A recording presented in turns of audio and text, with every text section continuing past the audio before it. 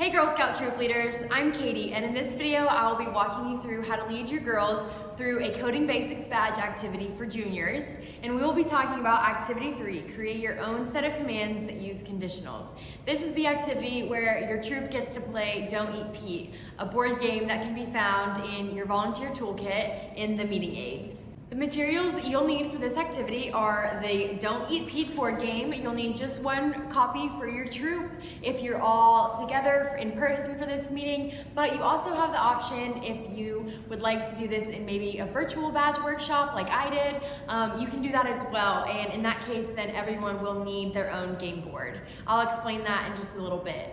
You will also need some materials like small snacks or objects. Today I'm using pom-poms for the board game, but in my virtual badge workshops I used leftover pretzels from the Trail Mix Remix activity, and so everyone had pretzels left over from that they could put as their game pieces.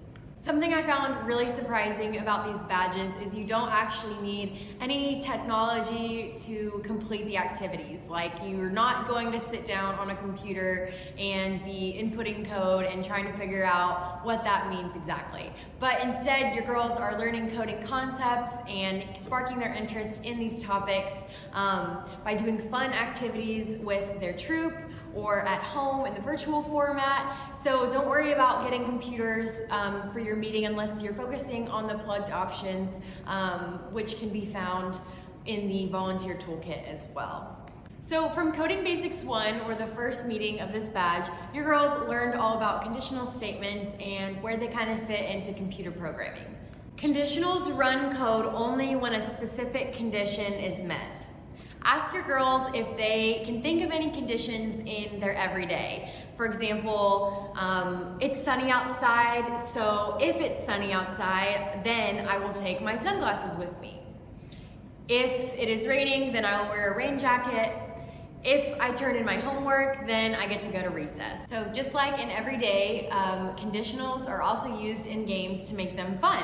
Just like this one, or games like Simon Says, Tag, or Foursquare.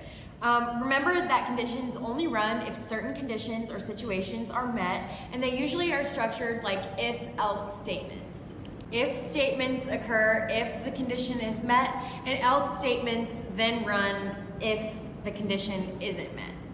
Basically, if you have a situation like, if this needs to happen but something doesn't happen, then the else statement will run. So that's basically the other option if your condition is not met, is the else part of this equation. Conditionals can be added as game steps to make a game a little more complicated or a little more fun, and that is what's going to happen in our Don't Eat Pete board game.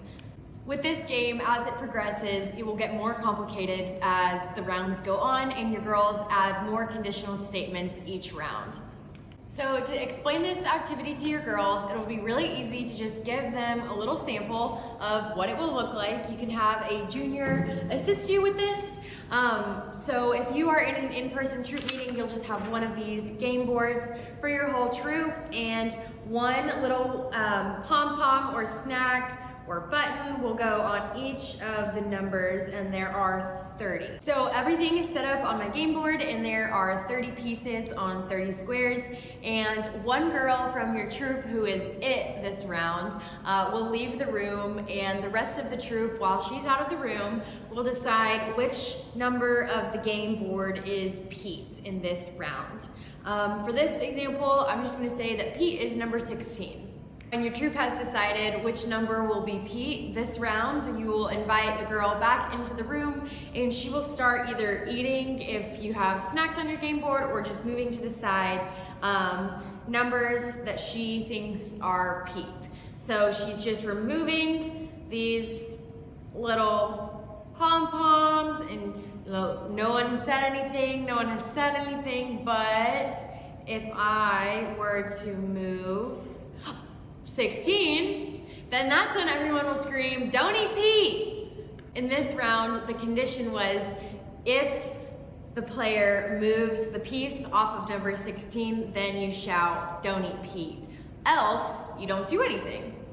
So the first round is really simple. All that the guesser is doing is looking for the one that is Pete, and the only condition that you have to worry about is yelling as a troop, "Don't eat Pete," if she moves the piece off of the number that you guys have assigned to be Pete. But each round now, after this one, you will be adding 1 to 3 conditionals for different situations that might occur when she comes back into the room and starts guessing. An example of a condition that you can add would be if your girl moves a number off of a multiple of 5, then everyone giggles. Or if your girl picks up an odd number, then everyone scratches the back of their head. Those are both really basic, but maybe your troop has a favorite song or dance move that everyone likes to laugh about, so you can kind of incorporate whatever your girls suggest to you as what they want the new conditions to be each round. At the end of each round, you can give the guesser, who was just moving the pieces off the board, an opportunity to guess if she noticed what the other conditions were throughout the game. So you can make them really obvious, or you can make a bunch of conditions, kind of slight, so that it's more like of a fun guess for them to figure out, okay, was everyone scratching at the same time? Was everyone being discreet? It can be kind of funny in that way. And as they are guessing the conditions that they were working with for that round, be reinforcing that vocabulary of conditions and be asking them to explain what was happening in the game in the format of if-then statements or if-else statements. So give everyone plenty of time to play, maybe let each girl be it one time and get creative with your conditions. You guys can do anything from running around the room to little things underneath the table that your girls who are in the room, knowing who Pete is, so they're not it, they can kind of have fun with each other, remembering the conditions and running them as the if statements happen, by her moving the different pieces off the board. I hope you had fun doing this game with your troop and talking about conditionals. Remember that the board game sheet can be found in the volunteer toolkit meeting aids, as well as the detailed activity plan.